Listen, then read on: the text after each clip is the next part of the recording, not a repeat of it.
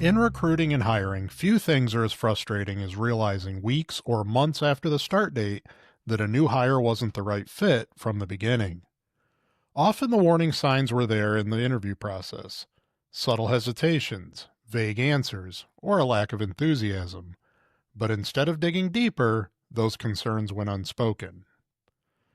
Good morning, good afternoon, good evening, whatever time it is, and wherever you happen to be right now. I'm Mike Voories, here to help you build a stronger team. Here's the truth. If you're thinking it during the interview process, you should say it, or at least ask about it. Today, we'll explore why ignoring red flags can lead to costly mishires, how to tactfully bring up your concerns, and why addressing them early benefits both the company and the candidate. A bad hire isn't an inconvenience, it's a drain on time, resources, and morale. A bad hire isn't usually a bad person, it's a bad fit. And that's why it's so important to address red flags before moving forward. According to the U.S. Department of Labor, a bad hire can cost up to 30% of the employee's first-year earnings, and that's a very conservative estimate. When you factor in lost productivity, potential damage to client relationships, and the ripple effects on team morale, the true cost is often much higher. But here's what's often overlooked. Many of these bad hires could have been avoided if hiring managers had simply voiced their concerns during the interview stage. Some common examples include the candidate giving short, unenthusiastic answers about why they want the job. They hesitate when asked about relocating or commute requirements. Their salary expectations are vague, or they don't match your budget. They show little curiosity about the company or the role. There's a mismatch between their resume and how they describe their experience.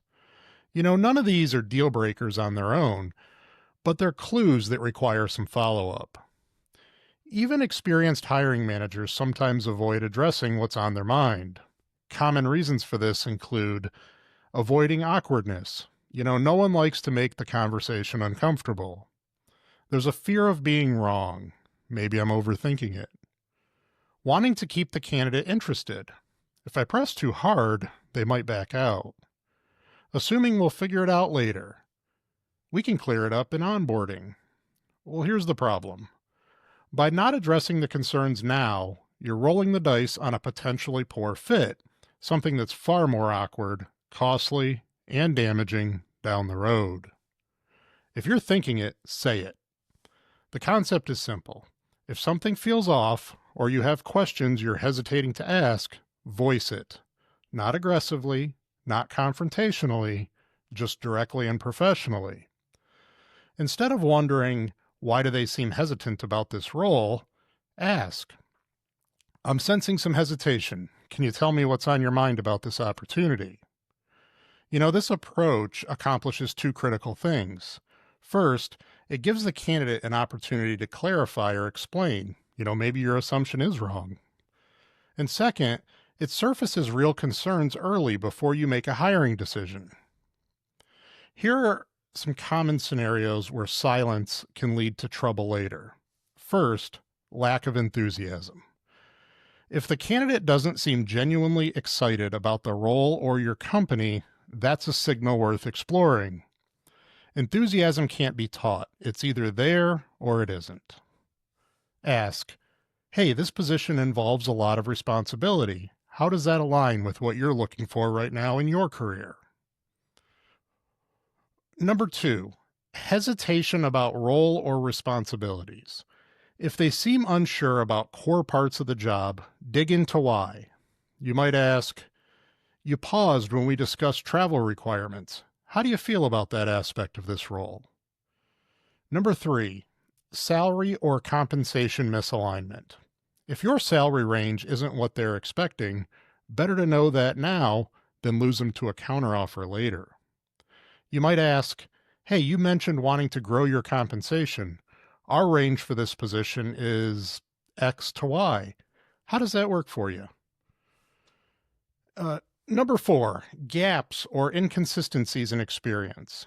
If the resume says one thing and they describe it another, clarify before you assume. You might ask, Hey, on your resume, it shows you led a team of 12, but earlier you mentioned managing 4 people. Can you walk me through that?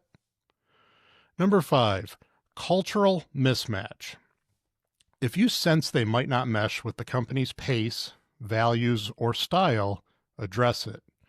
You might ask, our environment is very fast paced with shifting priorities. How do you typically handle that kind of change? Some hiring managers worry that asking tough questions will scare off a great candidate. In the reality, the right candidate will appreciate your transparency. In fact, it often builds trust. Here are a few tips. First, lead with curiosity, not judgment. Use open-ended questions that invite discussion, not defensiveness. Instead of, why don't you seem excited? Try, I'd like to hear more about what excites you about this opportunity. Use I statements. This frames the concern as your perspective and not an accusation. I'm getting the sense you might have some concerns about relocating. What's your take on that? You want to listen more than you talk. Once you raise the concern, give them space to respond fully. Be transparent about the role.